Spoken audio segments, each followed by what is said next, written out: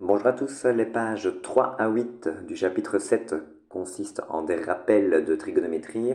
La trigonométrie que vous avez vue en troisième année, donc relation dans un triangle rectangle, hein, le théorème de Pythagore, vous avez généralement retenu le moyen mnémotechnique SOHCAHTOA. Donc je vais revenir dans cette vidéo sur ces différentes notions qui ont déjà été abordées, histoire de vous rafraîchir un petit peu la mémoire. Alors il y aura un total de deux vidéos. Dans celle-ci, je vais m'atteler à vous rappeler uniquement les notions purement théoriques, donc des pages 3 à 8. Et dans la deuxième vidéo, je m'occuperai de résoudre les exercices 1, 2, 3, 4, 5 et 6, donc de ces différentes pages. Ok, c'est parti pour les relations dans un triangle rectangle. Alors, on va commencer par rappeler ce fameux théorème, hein, que tout le monde connaît. Ce sera peut-être un des seuls d'ailleurs qui restera dans votre mémoire. Donc, je parle bien entendu du théorème de Pythagore qui dit que dans tout triangle rectangle, le carré de la mesure de la longueur de l'hypoténuse est égal à la somme des carrés des mesures des longueurs des deux autres côtés. Théorème qui peut paraître peut-être simple en apparence, mais qui nous sera encore cette année et dans les années futures d'ailleurs d'une grande utilité. Alors, on vous a parlé dans le cadre des triangles rectangles, on vous a défini ce que l'on entendait par le sinus d'un angle aigu, ou encore le cosinus d'un angle aigu, et enfin la tangente d'un angle aigu. Donc je vous rappelle que le sinus d'un angle aigu, c'est le rapport entre la mesure de la longueur du côté opposé à cet angle et la mesure de la longueur de l'hypoténuse. Que le cosinus d'un angle aigu, c'est le rapport entre la mesure de la longueur du côté adjacent à cet angle et la mesure de la longueur de l'hypoténuse. Et enfin que la tangente d'un angle aigu, c'est le rapport entre la mesure de la longueur du côté opposé et la mesure de la longueur du côté adjacent à cet angle.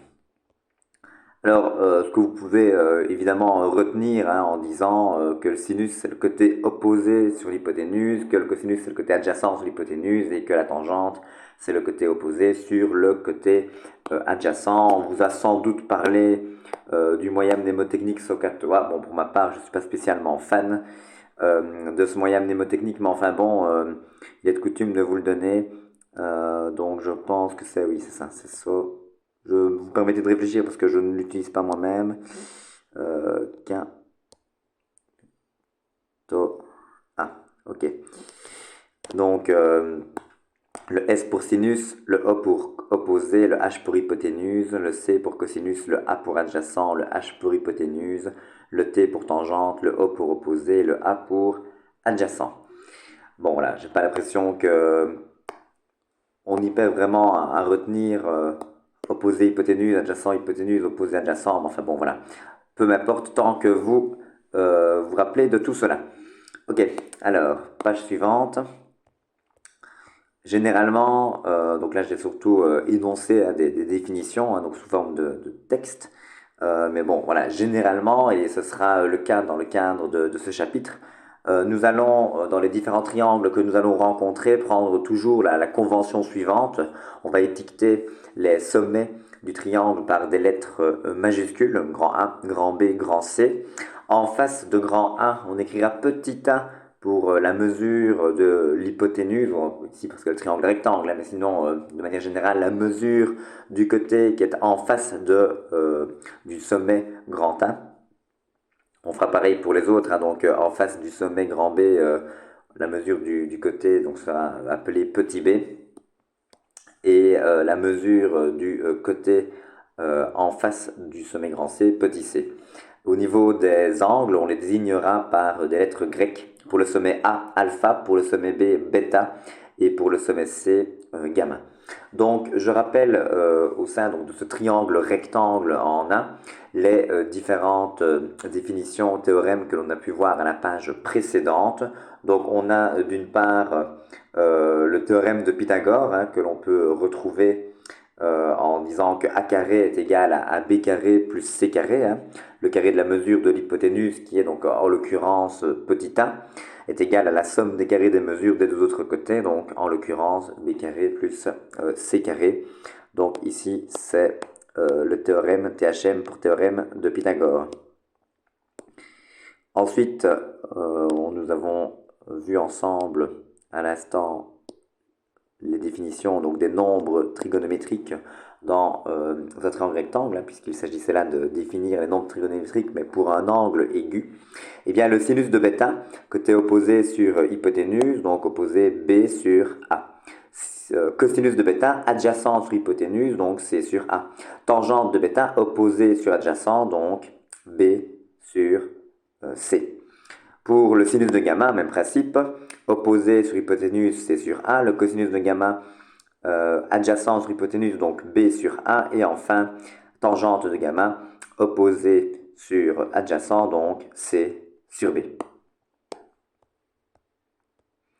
Dernière petite chose qu'il convient de rappeler, rappelez-vous que la somme des mesures des amplitudes des angles intérieurs d'un triangle est toujours égale à 180 degrés. Donc c'est pour cela que je peux affirmer que alpha plus bêta plus gamma est égal à 180 degrés. Cette relation est d'ailleurs valable dans tous les triangles et pas seulement dans les triangles rectangles, contrairement aux formules, aux équations que je peux ici encadrer en rouge. Ceci n'est valable que dans un triangle rectangle. Alpha plus bêta plus gamma égale à 180 degrés est par contre valable dans n'importe quel triangle. Nous aurons l'occasion d'y revenir. Donc voilà, l'exercice 1, je me chargerai de sa résolution dans la vidéo numéro 2. Pareil pour les autres exercices se trouvant donc à la page 5. On passe donc immédiatement à la page 6. Il s'agit là donc d'étudier donc les nombres trigonométriques de certaines valeurs, des valeurs dites particulières. Commençons peut-être avec les nombres trigonométriques de l'angle 45 degrés. Alors pour ce faire, nous allons considérer un carré de côté donc, de mesure 1 et une de ses diagonales. Donc, par exemple, vous pouvez constater ici sur ma droite hein, que j'ai représenté un carré ABCD de côté 1 et une diagonale, j'ai choisi BD. Alors, nous savons que le triangle ABD, donc 1 BD, est isocèle et rectangle en A. Rectangle en A parce que carré possède 4 angles droits. Et isocèle parce que les côtés d'un carré ont tous même mesure, en l'occurrence 1, puisqu'on les a choisis de mesure 1. Ces angles à la base ont donc même amplitude, car vous savez que dans tout triangle isocèle, tout triangle isocèle possède des angles à la base de même amplitude. Donc, en l'occurrence, 45 degrés, puisque, pour rappel, les diagonales d'un carré sont bissectrices des angles. Donc, on a ici un angle de 45 degrés, là-bas également, ici, eh bien, 90 degrés. Alors, avec ces informations-là, on vous demande dans un premier temps de calculer la mesure de la longueur de la diagonale, hein, donc finalement l'hypoténuse du triangle ABD. Je vous propose donc d'utiliser le théorème de Pythagore en disant que par le théorème de Pythagore,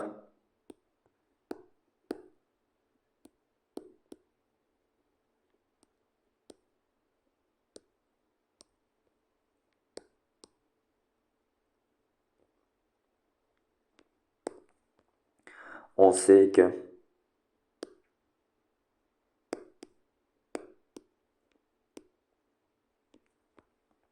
BD au carré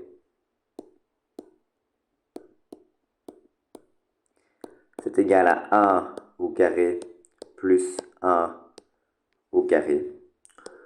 C'est donc équivalent à dire que BD au carré est égal à 1 plus 1, c'est-à-dire 2. Cela revient donc à dire que BD est égal à plus ou moins la racine de 2. Je vais le faire en deux lignes. Donc BD égale à moins la racine de 2 ou BD est égal à plus la racine de 2.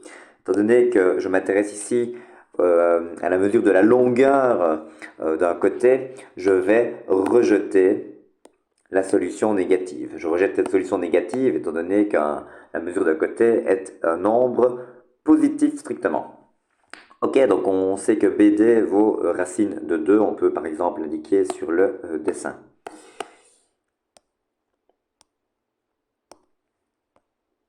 Ok, bah, conclusion, vous êtes capable de déterminer le sinus de 45 degrés. Hein. Le sinus de 45 degrés, c'est le côté dans un triangle rectangle, hein, puisque je rappelle que le triangle ABD est rectangle en A.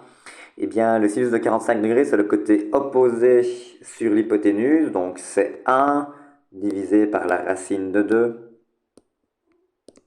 1 divisé par la racine de 2, c'est la racine de 2 divisé par 2. Je vous rappelle que pour obtenir cela, ce que je viens de faire, c'est de multiplier en haut et en bas par racine de 2. Une fois racine de 2, cela fait racine de 2. Racine de 2 fois racine de 2, c'est la racine de 2, le tout au carré. Donc le carré et la racine se simplifient en quelque sorte et nous donnent donc 2.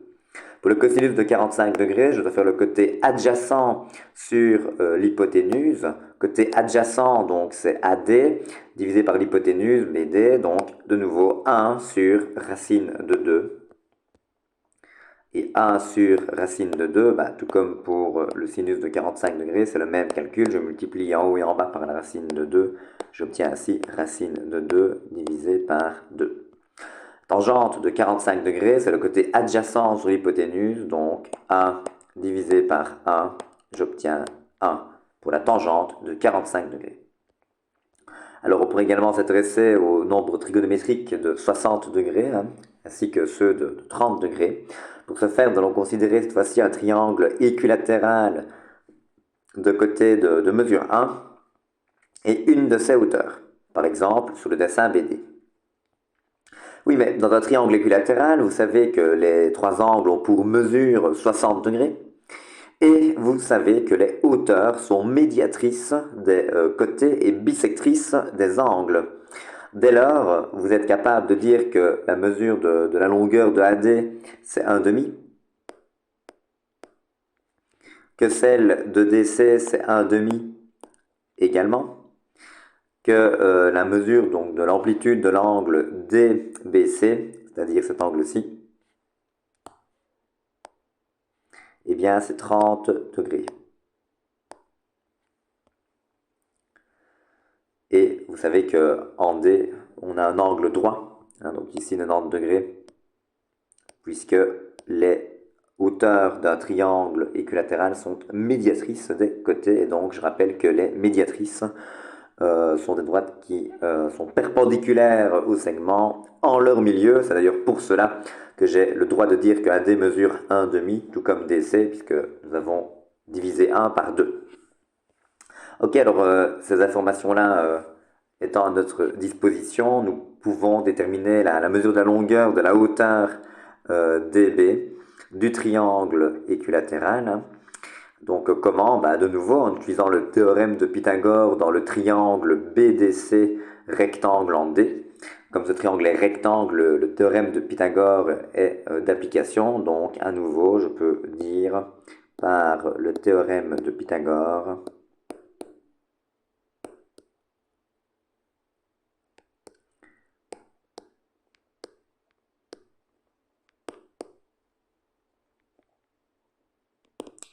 on a le carré de la mesure de l'hypoténuse, donc 1 au carré est égal à 1 demi au carré plus la mesure de la longueur, donc 2BD, donc entre deux barres BD au carré. Donc cela est équivalent à dire que 1 c'est égal à 1 quart plus la mesure de la longueur de BD au carré. Cela vient donc à dire que BD au carré est égal à 1 moins 1 quart, c'est-à-dire 3 quarts. Et donc, on obtient que BD avait pour mesure plus ou moins la racine de 3 quarts, hein, donc moins la racine de 3 quarts, ou bien BD c'est plus la racine de 3 quarts. À nouveau, étant donné que je travaille ici avec la mesure de la longueur d'un côté, je peux rejeter la solution négative et ne conserver donc que la positive. Alors, bon, racine de 3/4, on peut peut-être faire un petit peu mieux. Racine de 3/4, c'est la racine de 3 divisé par la racine de 4. Et la racine de 4, nous savons que c'est 2. Donc, j'obtiens racine de 3 divisé par 2. Ok, donc nous possédons cette fois-ci, je vais l'indiquer en jaune sur l'écran, la mesure donc de la hauteur BD, racine de 3 sur 2. Nous sommes donc capables de déterminer le sinus de 60 degrés. Donc le sinus c'est le côté opposé sur l'hypoténuse, donc racine de 3 sur 2 divisé par 1. Racine de 3 sur 2 divisé par 1, cela fait racine de 3 sur 2. Le cosinus de 60 degrés, c'est le côté adjacent sur l'hypoténuse. C'est donc 1/2 divisé par 1, cela fait 1/2. La tangente de 60 degrés, c'est le côté adjacent, c'est le côté opposé divisé par le côté adjacent. Donc la tangente de 60 degrés, alors je vais la faire là-bas si ça ne vous dérange pas. Donc, la tangente de 60 degrés, c'est le côté opposé, c'est-à-dire racine de 3 sur 2, divisé par le côté adjacent, donc divisé par 1/2, divisé par une fraction revient à multiplier la première fraction par l'inverse de la seconde. Et donc, j'obtiens racine de 3, puisque, étant donné qu'il y a un fois entre les deux fractions, je peux simplifier les deux. Ok, donc racine de 3 pour la tangente de 60 degrés. On est reparti pour un tour avec 30 degrés. Le sinus de 30 degrés. 30 degrés, cet angle-ci, le côté opposé sur l'hypoténuse. Donc 1/2 divisé par 1.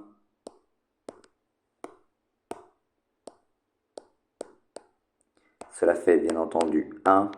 Le cosinus de 30 degrés, c'est le côté adjacent sur l'hypoténuse. Donc c'est la racine de 3 sur 2. Divisé par 1, cela fait bien entendu racine de 3 sur 2. Et pour la tangente de 30 degrés, c'est le côté opposé sur le côté adjacent, donc 1/2 divisé par la racine de 3 sur 2. Cela fait donc 1/2 fois 2 divisé par la racine de 3. Les deux se simplifient. Il reste donc a sur la racine de 3.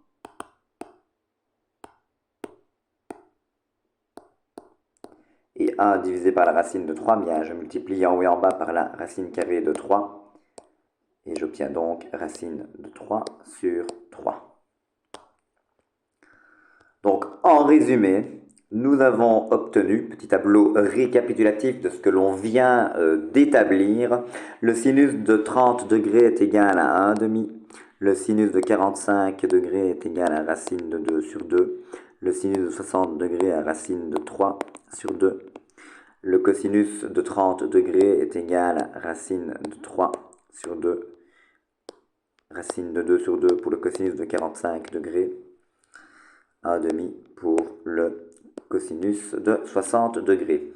Pour la tangente, on sait que c'est sin sur cos, hein, donc on peut faire le petit calcul, mais pour 30 degrés, vous allez obtenir racine de 3 sur 3. Pour la tangente de 45 degrés, 1. Pour la tangente de 60 degrés, racine de 3. Alors, nous avons, et je terminerai cette vidéo par les différents liens qui existent entre les nombres trigonométriques. On a une relation qui porte le nom de relation fondamentale. Cette relation est fondamentale pour la suite, comme son nom l'indique. Relation fondamentale de la trigonométrie qui indique que quel que soit l'angle aigu d'amplitude θ, eh bien vous pouvez toujours affirmer que le sinus carré de θ plus le cosinus carré de θ est égal à 1, quel que soit l'angle aigu d'amplitude θ, peu importe cette mesure cette mesure θ, cette égalité sera toujours vraie, elle porte le nom de relation fondamentale de la trigonométrie. Alors peut-être une petite remarque concernant la notation. Quand on écrit sin de θ, c'est sous-entendu le sinus de θ, le tout au carré. Mais vous voyez, c'est assez lourd de mettre une grande parenthèse avec le sinus de entre parenthèses θ, le tout au carré. Et donc c'est pour ça qu'il est de coutume de l'écrire avec le petit 2 ici avant la parenthèse θ, sin de θ. C'est juste une écriture, hein, une notation pour dire sinus de θ, le tout au carré. Alors, petite démonstration de cette relation fondamentale. Nous allons considérer donc un triangle rectangle ABC, rectangle donc en A, dont un de ces angles, hein, par exemple en B, hein, peu importe, a une mesure d'amplitude égale à θ. Eh bien, nous savons que le sinus de θ, par définition, c'est le côté opposé sur l'hypoténuse. Donc, le sinus au carré de θ, je peux dire que c'est donc sinus de θ, c'est-à-dire b sur a. Donc là, j'ai b sur a au carré, plus le cosinus, c'est le côté adjacent sur l'hypoténuse. Donc, c sur a au carré. Alors, b sur a au carré, c'est b carré sur a carré, plus c carré sur a carré. Hein. Le carré d'un quotient, c'est le quotient des carrés. Ces deux fractions ont le même dénominateur. Je peux donc garder ce dénominateur commun sur une grande barre de fractions. Et j'obtiens donc la somme des deux numérateurs, c'est-à-dire b carré plus c carré.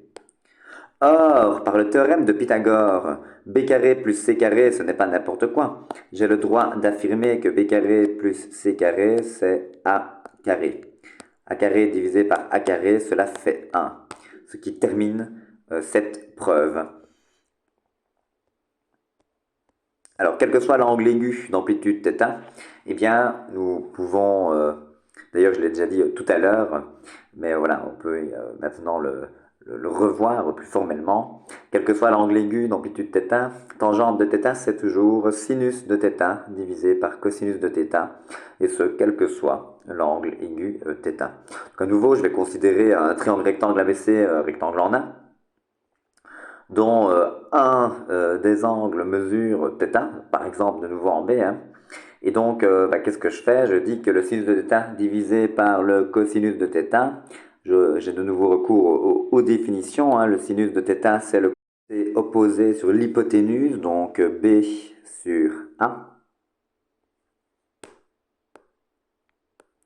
Le cosinus de θ est quant à lui égal au côté adjacent sur l'hypoténuse, donc C sur A.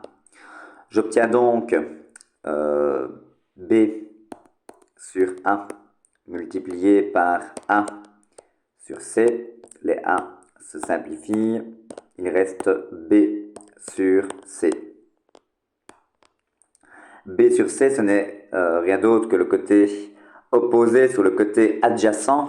Il s'agit donc un côté opposé donc, à θ, hein, sur le côté adjacent à θ. Et donc, ce n'est rien d'autre par définition que la tangente de θ, par définition.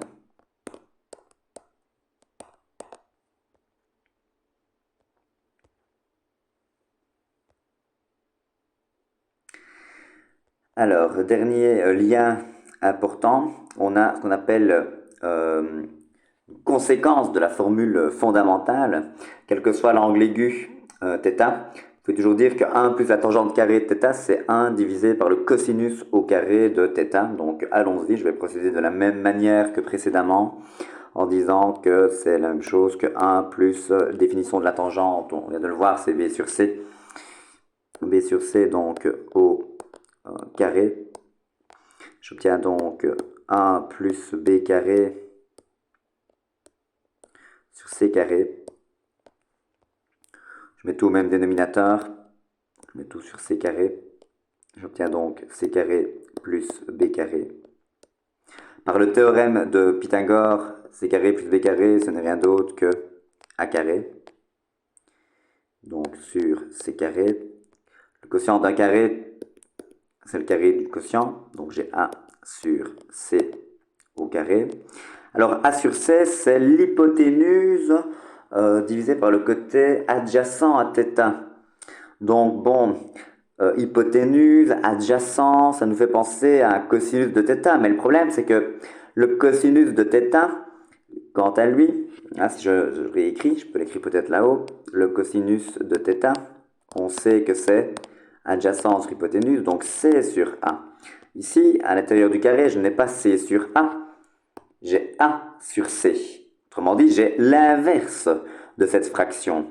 Donc, si C sur A, c'est le cosinus de θ, l'inverse de C sur A, c'est l'inverse du cosinus de θ. Donc, autrement dit, A sur le cosinus de θ, le tout au carré. Autrement dit, A sur le cosinus carré de θ. Cela termine cette preuve.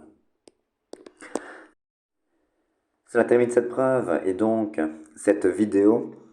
J'espère que cela vous aura été utile pour vous remémorer toute cette matière qui a été vue l'année passée.